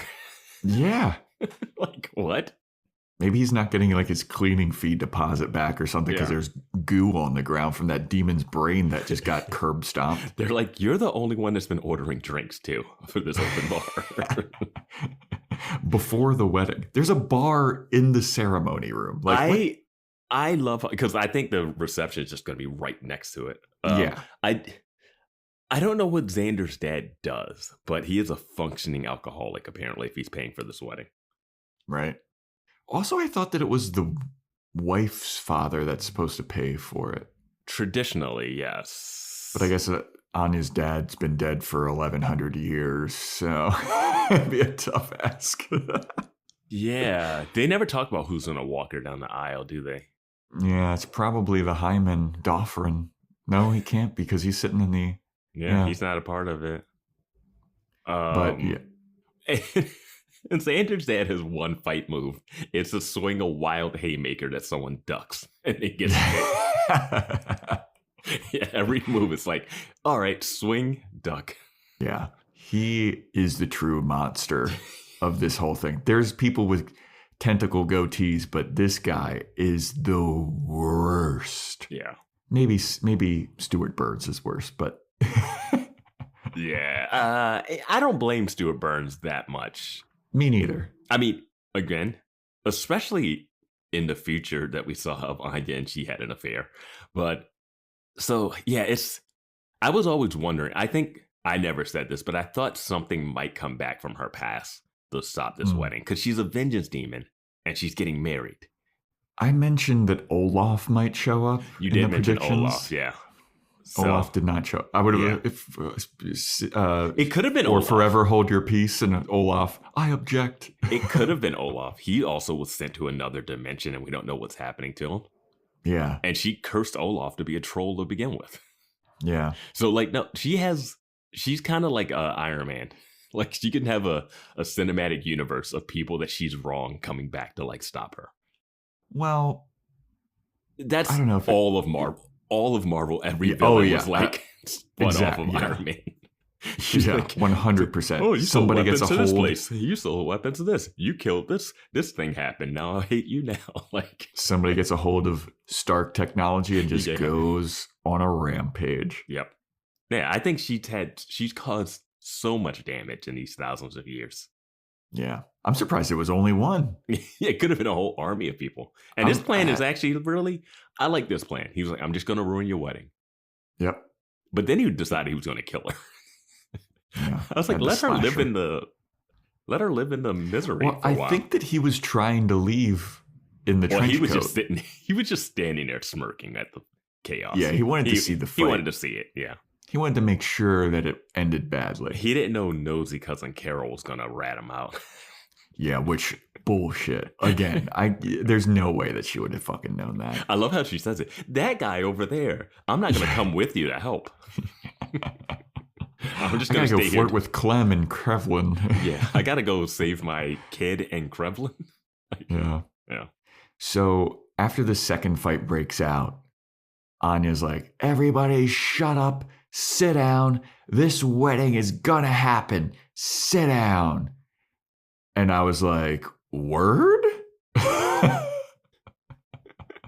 And we get the weirdest edit here. What is it? It's like everyone like starts to get set up and like they get back into their seats, and then we just cut to Xander and Anya at the doorway. Mm-hmm. It's just so abrupt. I had to go back. I don't know how they could have transitioned to it, but yeah, it's just like an abrupt like, all right, let's have our conversation over here. So they go and they have that conversation in like the doorway, and Anya's like, all right, let's do it. Let's get married. And Xander is understandably a little bit freaked out. Not because he just killed someone in front of his family. And Anya's like, all right, let's do it. Let's do it. And Xander's like, hold on a second. Hold on. And Anya's like, what? Why we hold on? Let's do it. All those visions that you saw, they were all fake. We all know that, so we can get married now. It's all good. And Xander's like, Anya, I am not ready. I'm not ready at all. And she's like, why? Are you serious? You're not ready? What do you mean? The visions, they're fake. And what did you see? Was it really that terrible? Like, do you really hate me that much in the future? And Xander's like, it wasn't you that I hated in the future. And that was the line that I was like, fuck. I wrote it. I even wrote it wasn't you I was hating. I had these thoughts and fears before this. Maybe we just went too fast.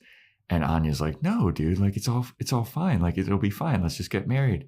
And then Xander's looking around and he sees his dad, and his dad is like belittling his mom and just being abusive as fuck. So it's a mix of the visions that Xander saw and his family trauma and seeing how his parents' marriage ended up. And he doesn't want to end up like his dad and being like a abusive, horrible person. And he saw a vision where he did become that abusive and horrible person. So he's freaked out about like, man, I don't want this to happen. And he doesn't want to hurt Anya. And Anya's like crying and she's like, are you serious? And he's like, I'm sorry. I just can't do this right now. And he walks away. And I was like, now if I understand. I don't think people are going to be mad at Xander for this. I feel like they might, dude. I don't think so. Well, then there's something else that's going to happen, I feel like, because this is wild. I think the stuff that people didn't like about Xander was the stuff he got away with earlier seasons. Yeah. Maybe he does another horrible thing in the next season and a half that we have. But I don't think this is one of those like Stupid Xander wouldn't marry this girl because he's afraid of his family trauma and becoming an abusive husband. Yeah. Like, no, this is a good twist. Like because in the flashback they make it look like, oh, Anya got old and she cheated on him and she became a horrible person. It's like, no, it's what he became. You know, this like miserable person treating her like shit. And that's the fear that like regular people have that come from abusive relationships. Abusive family life. Yeah. I don't like to give full on passes for like people being abusive because they were abused, but I understand like how that trickles down. You know, it's like you have to try to change that. And I think Xander wants to change that, but he also knows that it's like somewhere hidden in him, you know? Yeah. And he hasn't gotten to that point where he's like, I won't drink because I've seen what people drink are like. You know, he hasn't done that thing. But Xander's always been trying to be like a good person too. Like, yeah, and like the last several episodes, like he has been an upstanding guy, and I think it'd be a whole other level of seeing a vision, like your point of view of you fucking about to smash your wife who, like, in this present moment you love. Yes, yeah. But you're about to bash her brains in. Yeah. Like, I mean, no, I thought that's it was a lot. It's a lot because that's a fear that he had even before he saw the visions, because he sees his parents, and that's what he thinks like weddings are. And you know, Buffy brings up something later in this episode that kind of ties into that too.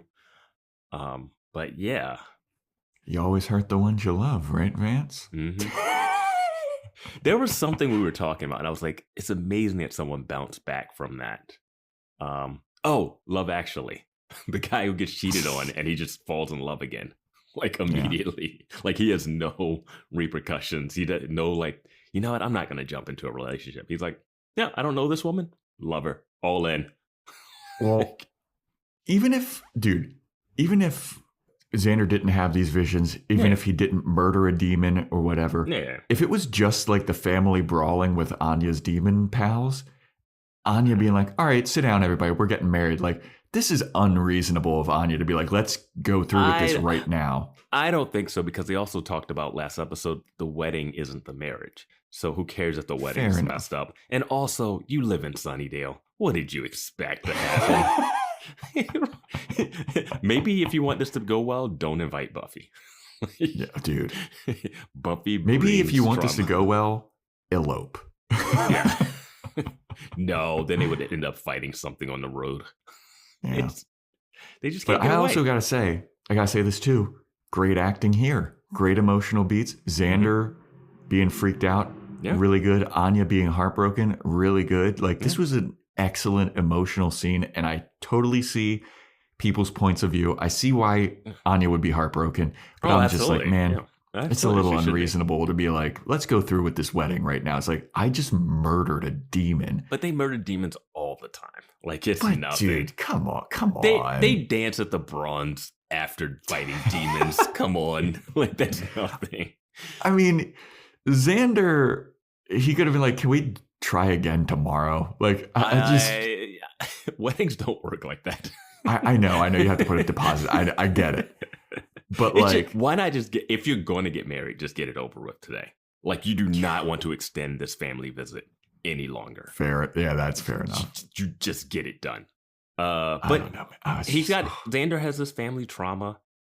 And Anya's excited about this day, you know? Yeah. Xander was already, they had planted the seeds of Xander freaking out about getting married, but they made it seem like, oh, it's his freedom. It's his, like, he's young. He still wants to still be out there. But it wasn't that. It was like this family stuff that has always been in the background that they have alluded to for 6 seasons. We never met the dad. We never met the parents. But now you know what's interesting? Willow's mom isn't there. Yeah, Willow's mom doesn't exist. Willow's mom would absolutely be invited to this wedding, though. Absolutely. She helped, he probably spent more time over at her place, even though she's an absentee mom, too. Mm-hmm. God, is Buffy's mom the best mom in the show? Yeah, and she's dead. I was going to bring up... She's a better mom. I was going to bring up that she's been a weird mom this series, She's too. a better mom dead than Xander's dad alive. Well, anybody is. That's not That's not hard. But is Xander's dad better than Buffy's dad? Oh, that's tough. He did pay for this wedding. He bitched and complained and got drunk the whole time, but he is present. He's present. He didn't leave you to raise your 15-year-old sister. Her dad has to know that the mom is dead. Xander's dad would probably go to Xander's mom's funeral. He would probably make a scene at the funeral, but he'd definitely be there. He'd start singing Ding Dong, the witch is dead or whatever. Bye bye, my baby.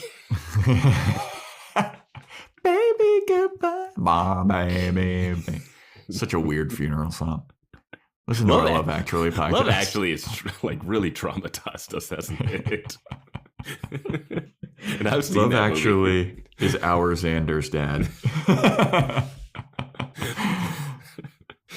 Oh man. But anyway, so Xander leaves, and then Anya is crying, and she just starts walking down the aisle crying, and the dun, dun, dun, dun, dun, dun, dun, dun, starts playing. And I was like, why would they do this? This is rough. It's definitely there to play with the heartstrings because it's like the music should not be playing. Yeah. I would love to be at this wedding though. Oh, the drama, the gossip. Oh, this wedding would be amazing. The stories you would have if you made it out of Sunnydale to go back home. So how was the wedding? All right. The bride, the groom left. Then there was this fight. This like crazy brawl. There were these like circus folk, and then this lady killed one of them. Tiny blonde lady killed a guy. Yeah, and then he left again.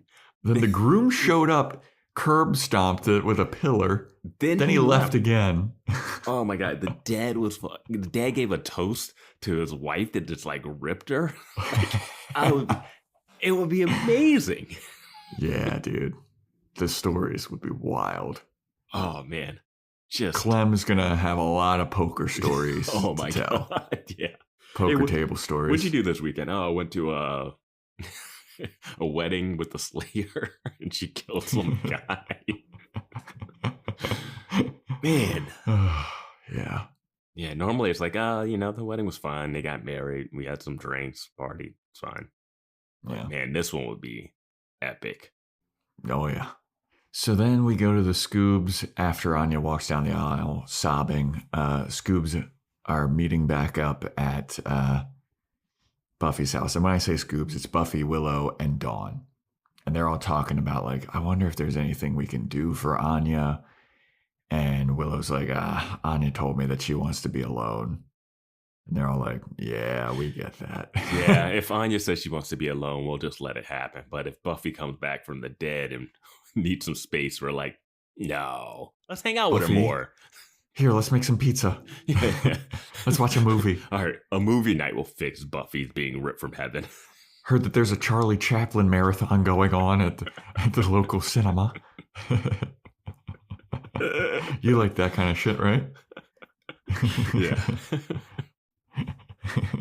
And they're all talking. They all feel bad for Anya, and Buffy's talking because earlier in the episode, I forgot to mention this, but Buffy's talking to Xander about Xander and Anya's love being her light at the end of the tunnel, and like they give her hope that love is real and all this shit. And I'm like, bitch, you've been to the light at the end of the tunnel.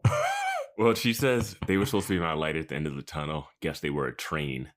And when she does this, I'm like, I get that they want to double down on like, okay, that was the one good relationship and all the stuff because Tara and Willow is a mess. But I was like, I don't need Buffy to like kind of tie this to herself. I know it's their show, but like, don't make their breakup about you somehow. Yeah.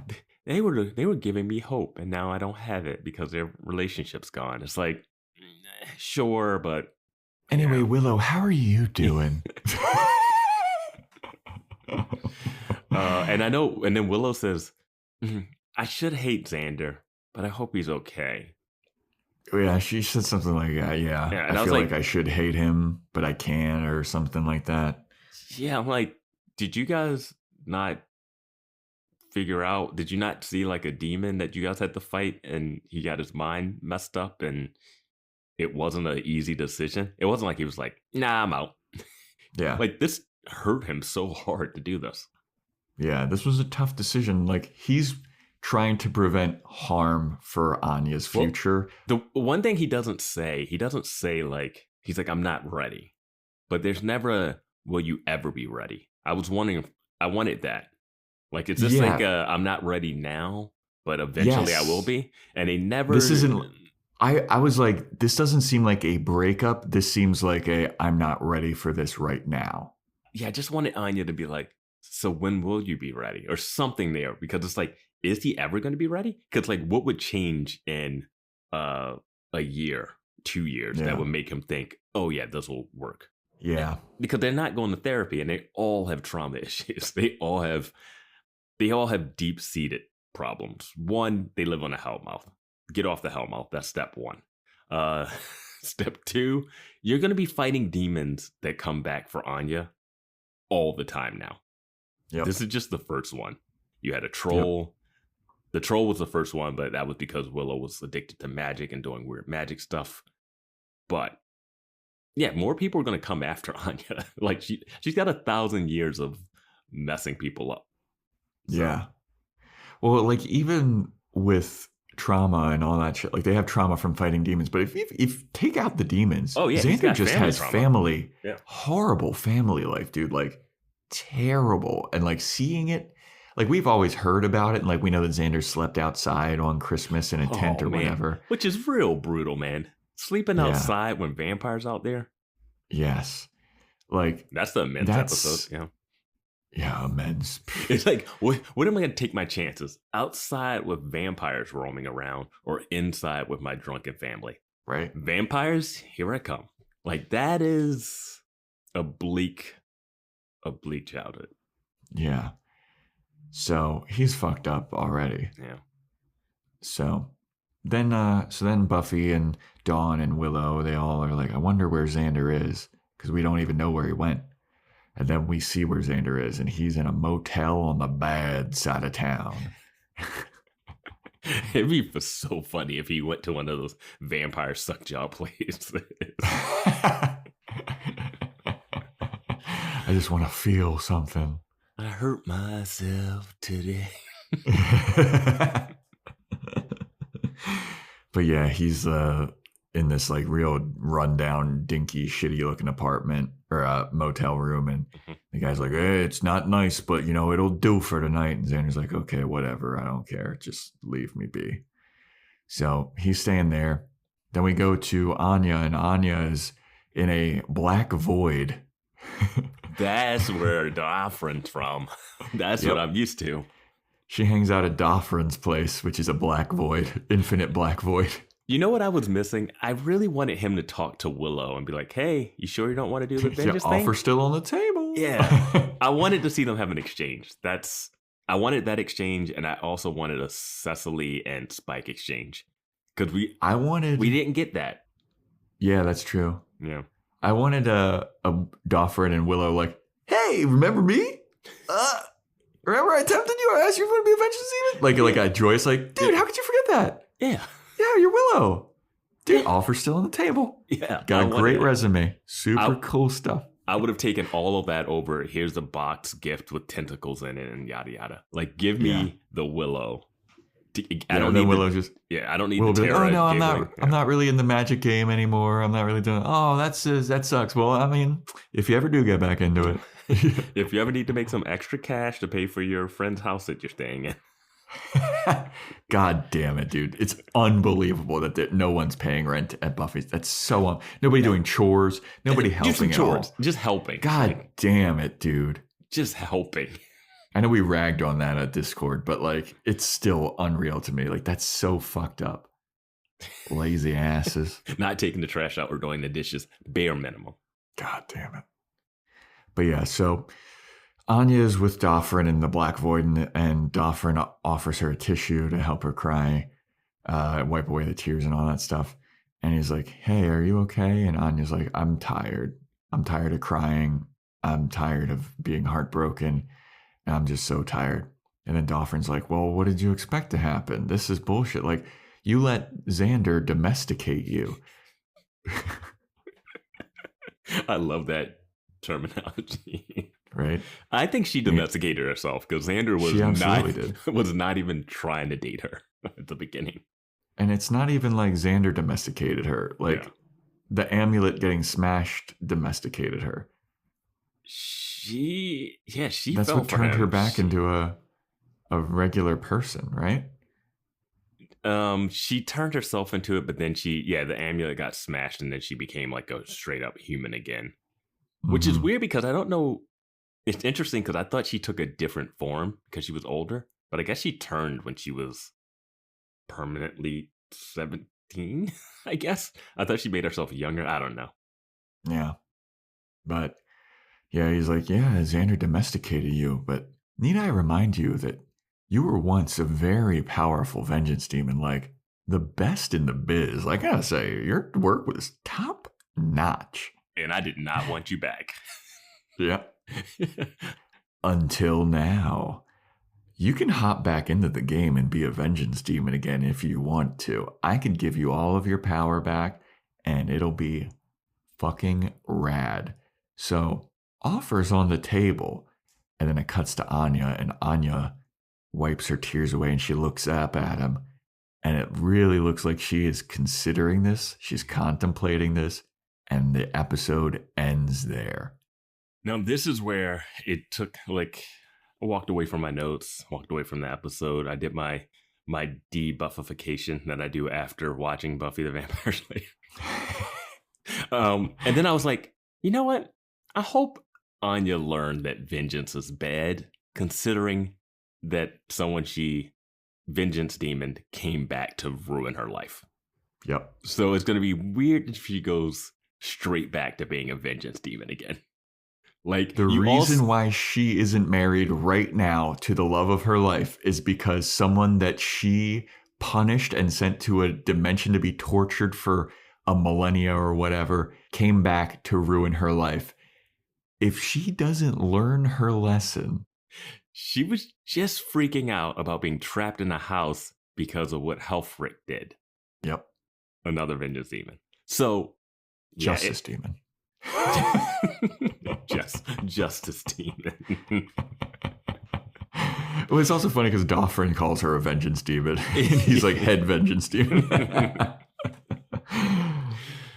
Oh, man. Yeah. I don't know. It's interesting. It's like, why? I guess he felt bad for it. He's like, I'll offer her a job back. But he was cold-shouldered when she tried to get it. She had to, like, she was doing spells and bringing Willow back into the vamp Willow back into the world back then. Mm-hmm. For some reason, Anya seems to forget how to do spells, even though she did that one, or she had Willow help her do that or something. Yeah. She still should have a little more knowledge than she lets on. They kind of nerfed her a little bit. Yeah, absolutely they did. But this episode, like I said at the beginning, bummed me out. The rest of the day after I usually watch Buffy and Angel back to back. After I watched this one, I was like, whew, I need a little break. That was emotional ride. That was sad. Then I watched Angel and I was like, God damn, this is gonna be a sad, sad day. Yeah, you texted me that. I was like, oh, great. That's gonna be my night, huh? No, but I enjoyed. There's enough in this episode. Yeah. This is a really good wedding episode. Yeah, I get where all the stuff is coming from. I get where, Xander's coming from. I understand why he'd get a little cold feet. I get where Anya's coming from, being heartbroken. She was looking forward to this. Yeah. Totally get it, man. A lot of good acting. Get Buffy and Spike's scene, fantastic. Really good stuff in this episode. It's sad. And we got some great nitpickable stuff. Oh, yeah. Oh, boy, did we. Just give us a couple of those things and yeah. All right. So, next episode is titled Normal Again. Normal Again. Oh, boy. I think Anya's taking him up on the offer. Is that normal though? What's normal? For Anya, it is. She spent 1,100 years as that. Yeah. I don't even know. I feel like, yeah, I don't know what normal shit. I don't know. I'm going to predict Anya takes Dofrin up on his offer. Dawn gets kidnapped, and Buffy just has to fight some random demon. I think this is going to be like Willow and Tara kind of being back together and things are all back to normal. Okay. Again, but then something goes completely awry once more. Okay. Maybe is this another Wish Universe episode? Oh, man. I don't know if we can do another one already. Everyone already forgot their memories. Yeah. Like, I mean, we just saw a future of Xander. I don't know. You know, we're due for a body switch. Let's get another body switch. We had our helicopter episode. A body switch. All right. Well, that's a wrap on Hell's Bells, Hell's Bells. Thanks for listening. Thanks for subscribing, checking out the podcast. Check out our Patreon, patreon.com/Boys Watching Buffy, where we do Boys Watching Angel, Boys Watching Movies, Joe's Fashion Report /Corner. Join our Discord. We have a lot of fun and positive and nice chatter going on in there. Sure, there's going to be a lot to say about this episode. Mm-hmm. People are probably going to trash us not remembering Krevin's name.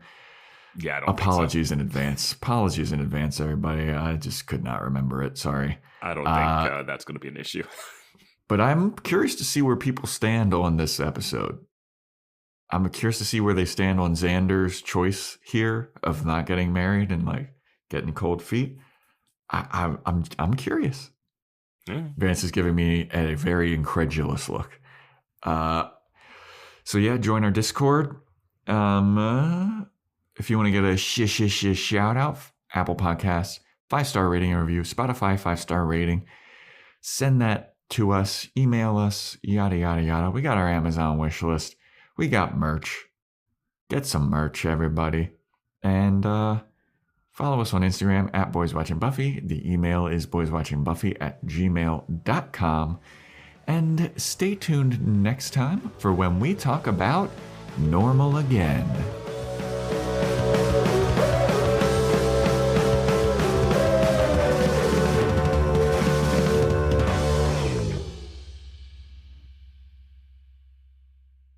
I'm bored. It's a wedding, honey. We're all bored. Seltzer Kings. Podcasts.